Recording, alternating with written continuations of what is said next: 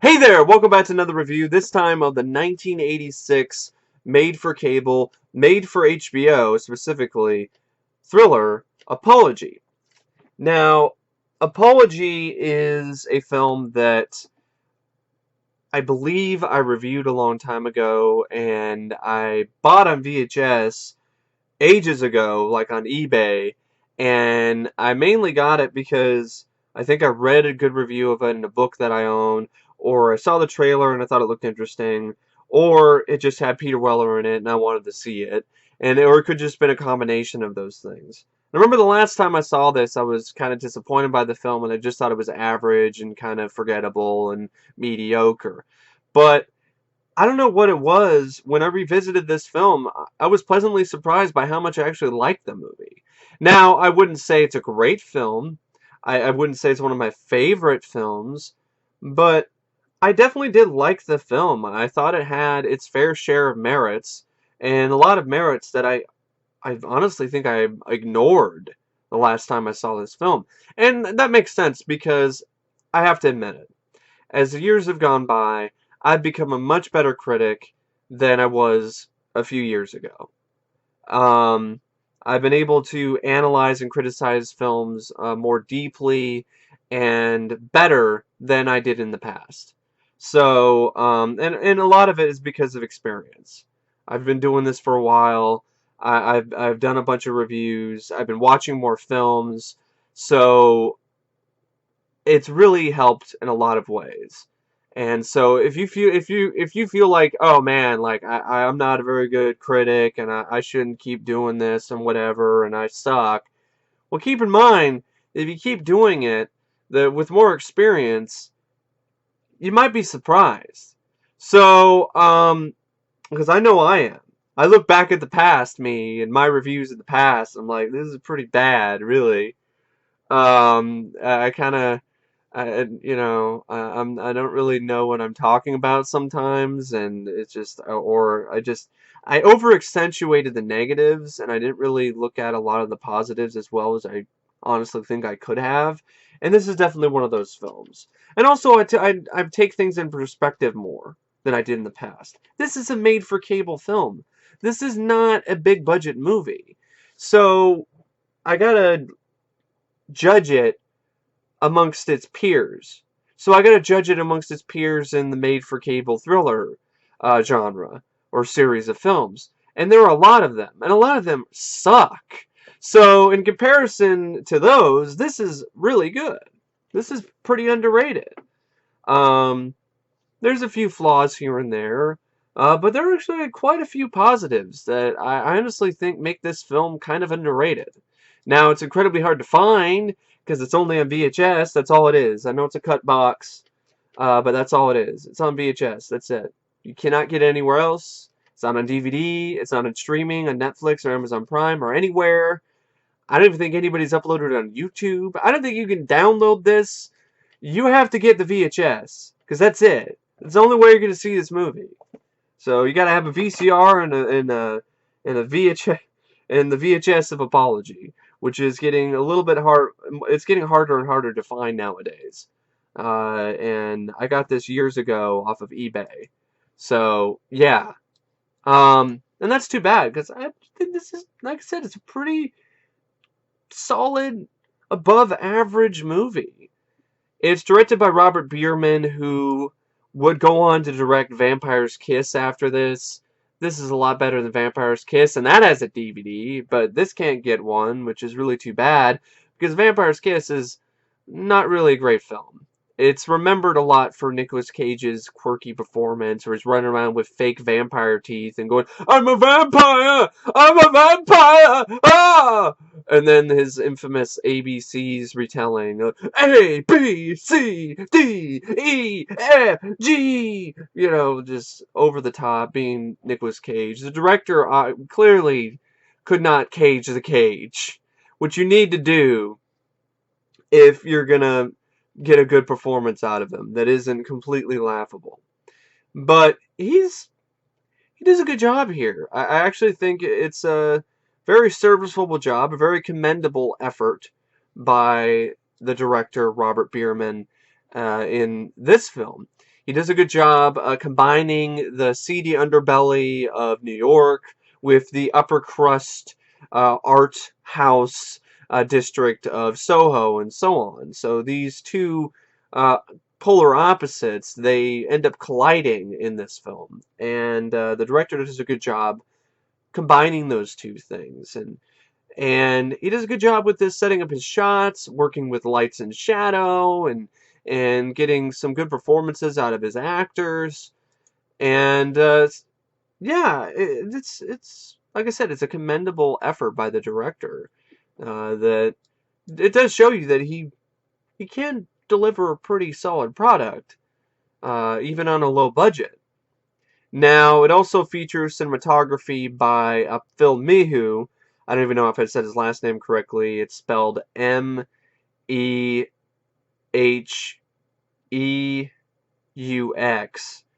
And Mehu or Mehu or I have no idea, or Mehex, but her Mexican. But the cinematographer, he works hand in hand with the director here, and they both do, like I said, it does a good job working with lights and shadow. The film, there's a lot of shots in the film that look like something straight out of a film noir, and so that's some pretty good cinematography and directing right there. The editing by Jim Benson is a yeoman's job. It's serviceable, and the cast. The main thing that I think elevates this film above average is the cast. And also the story I thought was actually kind of interesting. Not kind of interesting, I actually thought it was interesting, like really intriguing. And actually genuinely clever and fairly unique. Now, the cast is comprised of Lesley Ann Warren, who plays the lead, this avant-garde sculptor artist named Lily. And then the supporting cast consists of course, you have actually more, your co-star is Peter Weller. So, whenever you have Peter Weller, you know, things are going to turn out fine. At least so far, anyway. I mean, even in Just Tell Me What You Want, which is a shitty film, I thought it was a terrible movie. Peter Weller was good in it. And during the course of this marathon, I have yet to come across a performance by Peter Weller that has been genuinely terrible. He was actually really good in this. He was fantastic. He was charismatic. He was likable. And he pulled off playing a character named Rad. He plays a detective named Rad Hungate. Like, there's no one else that could pull that off except for Peter fucking Weller, if you ask me. I mean, because he's rad. He is rad. He's a rad actor. He's amazing. He's a great guy. He's a great actor. He's a great performer. So, you know, I'm like, hey, cool. He plays a guy named Rad. And I never even questioned it. If this is any other actor or any other performance, I might question it. I'd be like, Rad, like what kind of name is that? But no, I've never even questioned it because it's Peter Weller we're talking about here. Geroge Loros plays his partner. And he and Peter Weller have some nice back and forth with each other. Some nice banter, witty banter. John Glover plays a great asshole. He always plays a great asshole, so it was perfect casting here as Philip. This guy who kind of works at... He has this art gallery, and he has an affection, and you know, he's really in love with Lesley Ann Warren's character, but she's moved on from him, but he's not letting it go. So that's the kind of asshole that he is. And so it's perfect casting. John Glover just plays these characters really well. You also have Jimmy Ray Weeks, who plays the killer, Claude, and he's a very big guy. So he's pretty intimidating. And then he's got this weird voice that's just really creepy. So he's this big guy built like a linebacker, but he has this weird creepy voice that totally sounds like something you'd hear from a serial killer. And that's what his character is. He's a serial killer. And you know, for most of the film you just hear his voice, and just the voice alone is just enough to send chills down your spine. It's this high-pitched, kind of non-threatening voice that you wouldn't really think twice about, and kind of neighborly. Almost kind of reminds you of Mr. Rogers. And then he's talking about beating somebody to death with a Louisville Slugger, and then has a Southern accent, and and then he then of course has just this weird creepy laugh, like I don't even think that's really the best way. It's actually even creepier than that. Um, yeah, it's a really good performance actually by Jimmy Ray Weeks, who I don't think went on to do much of anything after this, which is too bad. You also have Harvey Fierstein. Harvey Fierstein from Independence Day and this is Doubtfire. He plays a hobo in this, and he actually is fairly unrecognizable. He actually blends into his role really well. You also have an early performance by Charles S. Dutton. Yes, Charles S. Dutton. And he has like a mustache and he has like hair. And it was just, I was like, who is this? And I'm like, oh, it's Charles S. Dutton? I could not recognize him because I'm so used to Charles S. Dutton with like no hair. He's bald and he doesn't have a mustache or a goatee. So here, he just has like a mustache and he's got his full head of hair. Well, actually, I think it's kind of balding anyway.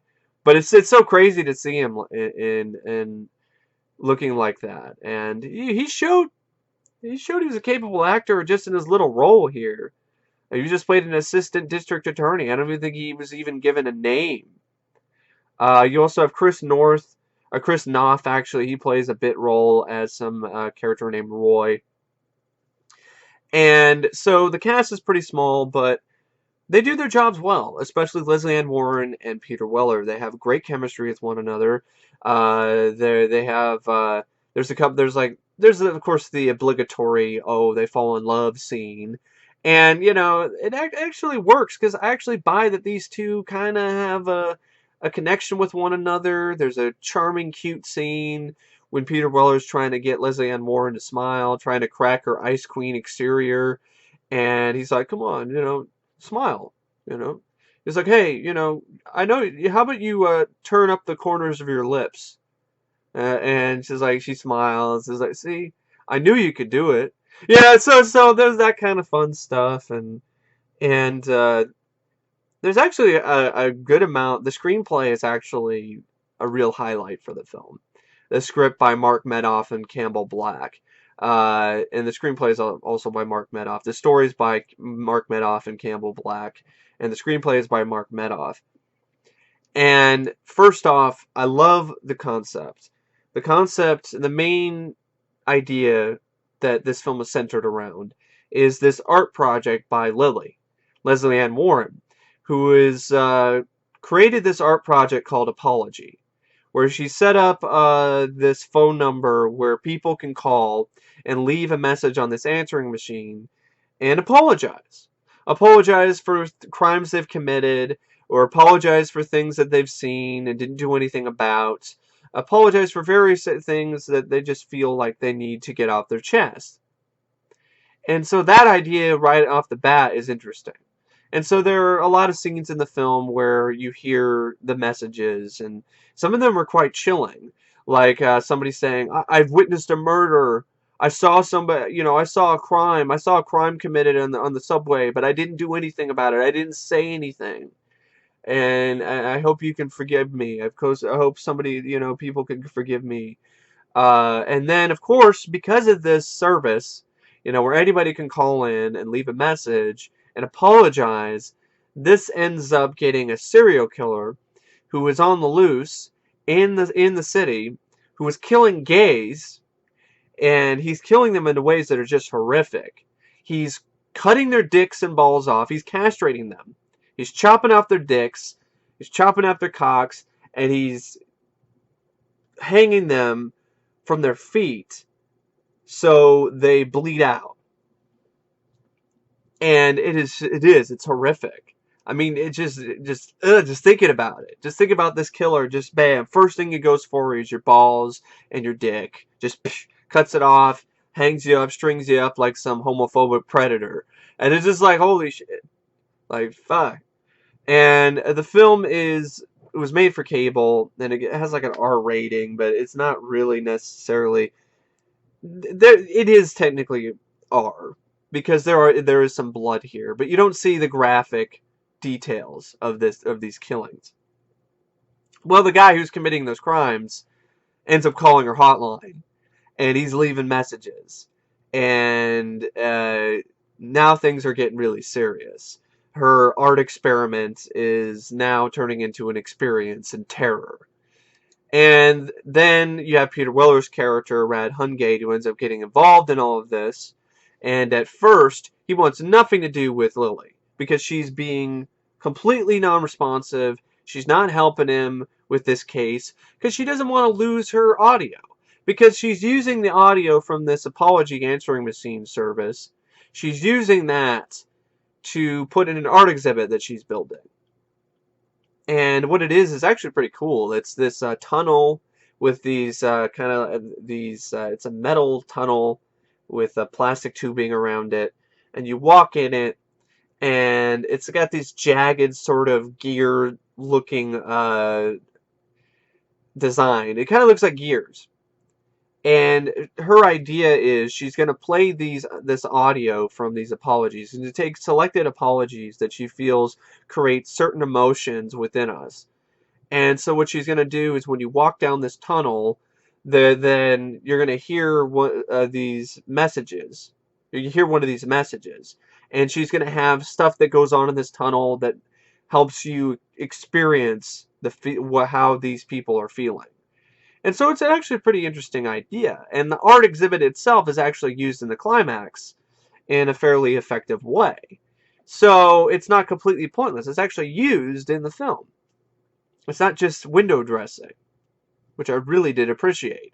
So she wants to keep these audios. She doesn't want to give it to the police, because then they take all the audio. It's all going to be taken as evidence, and her project's going to be done and all of that.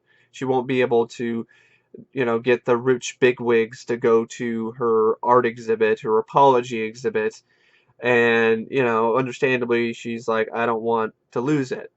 And there's a great scene, though, when she's still trying to hold back, where Peter Weller shows up at her apartment, and she goes in, and she basically tricks him to mess around with this art project that she has, which is supposed to represent what it's like to be violated.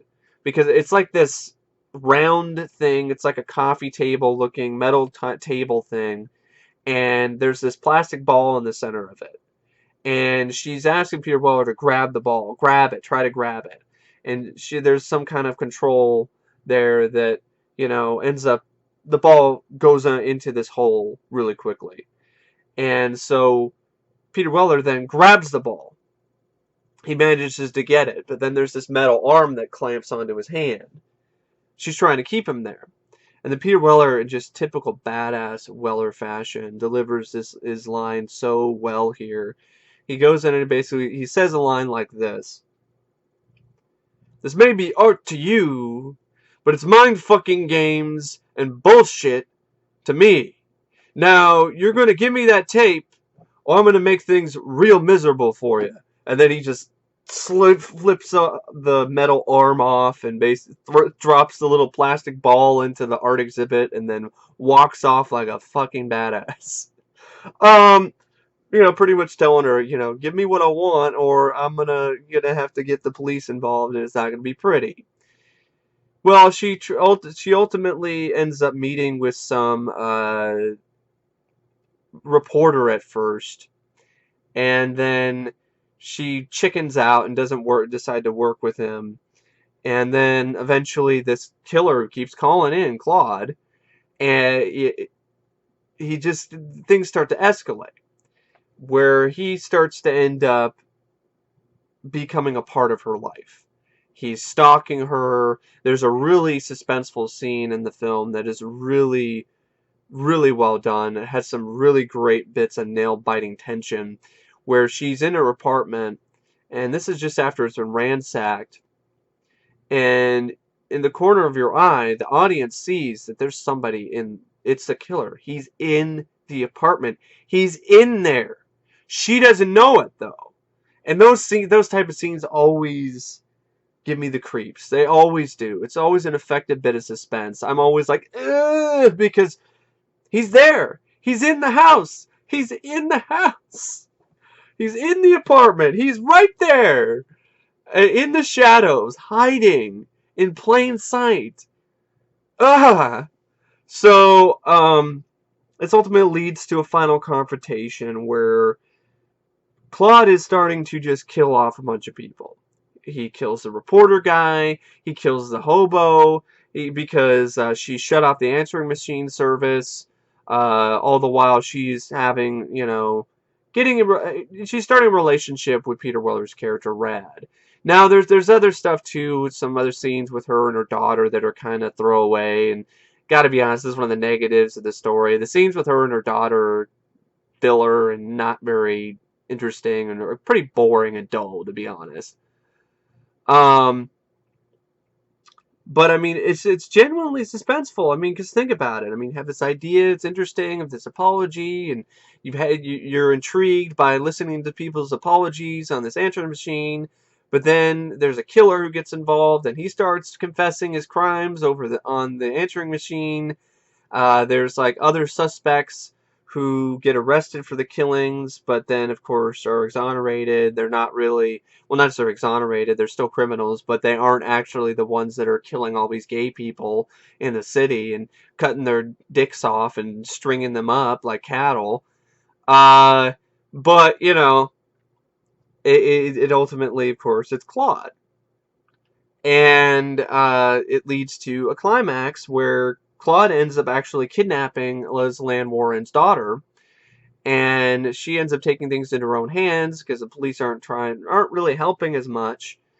So she ends up basically telling Claude, "Meet me at my art exhibit," because it was still under construction. So meet me at this construction site where the art exhibit is, and that leads to the climax, and it's a fiery climax too because she outsmarts the killer. She ends up basically trapping him in the exhibit and lighting him on fire.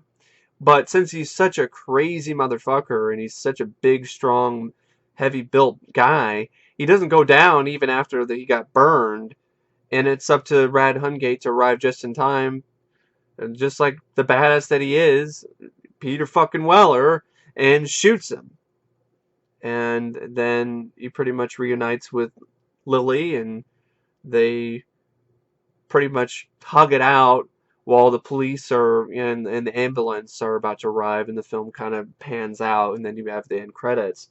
So that's kind of the basic gist of the story, and for the most part, I think it's pretty solid. The stuff with the killer is effectively suspenseful. Um, the scenes with the apology answering machine service are interesting. Peter Weller's great. There's even a fun scene where he pokes fun at the trendy, pretentious art circle. He goes into like this live art exhibit where there's this woman who's like dressed all in white and messing around with these dishes, and I guess it's supposed to represent something about like some harried housewife or whatever. I don't know what it is.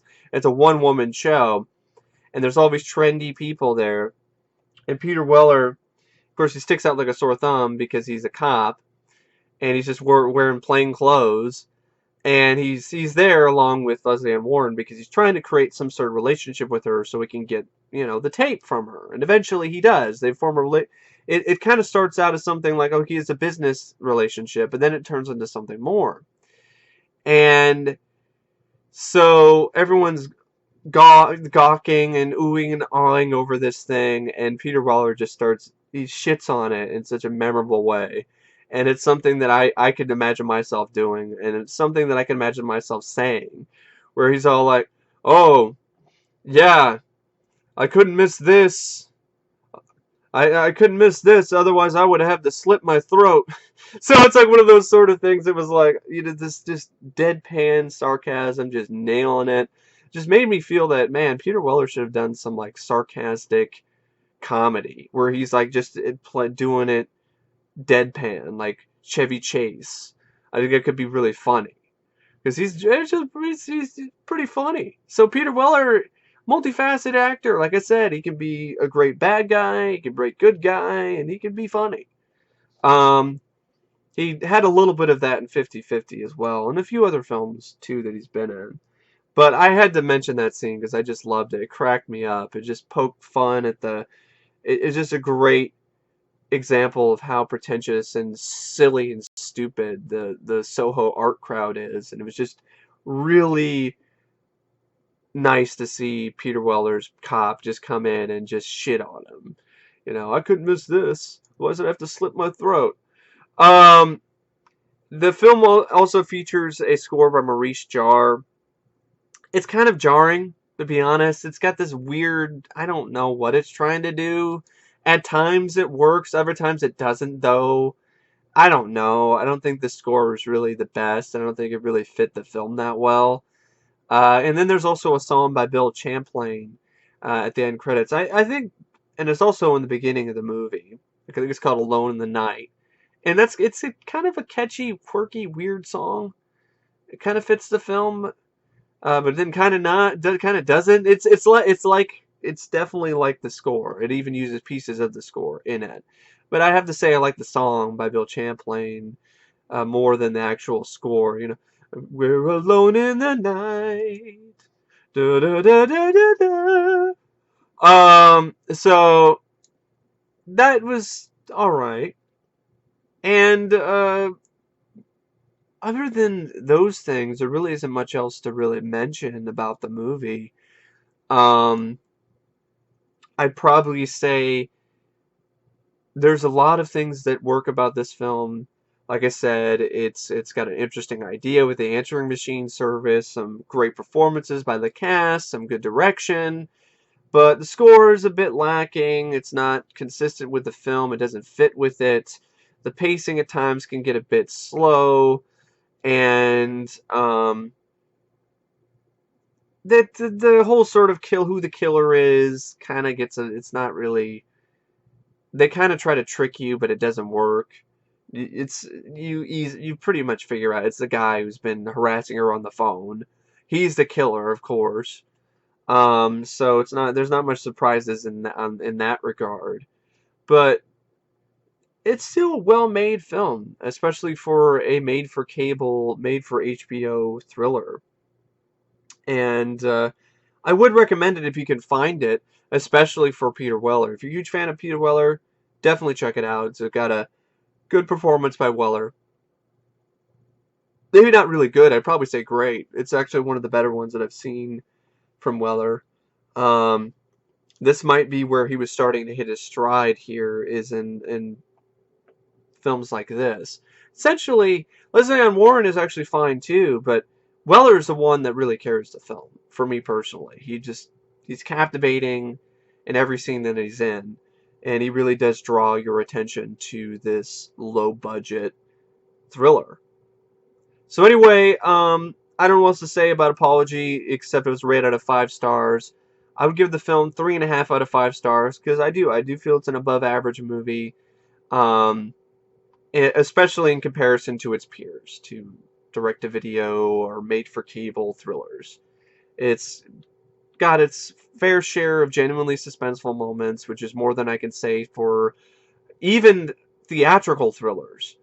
And, you know, performances are good, and yeah, I kind of do agree with the Pittsburgh Press. The Pittsburgh Press says that the film is a tense, gripping thriller, and I agree with that.